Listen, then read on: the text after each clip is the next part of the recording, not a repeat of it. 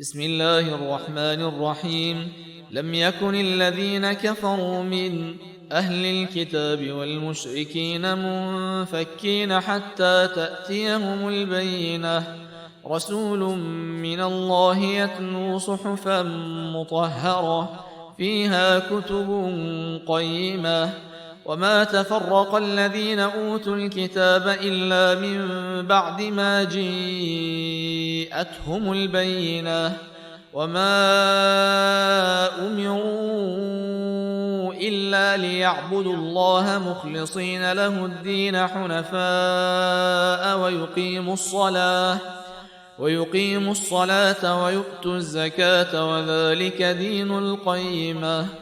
إن الذين كفروا من أهل الكتاب والمشركين في نار جهنم خالدين فيها، أولئك هم شر البرية.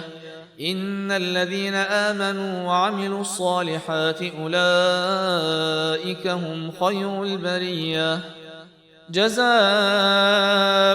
عند ربهم جنات عدن تجري من تحتها الأنهار خالدين فيها أبدا، رضي الله عنهم ورضوا عنه، ذلك لمن خشي ربه.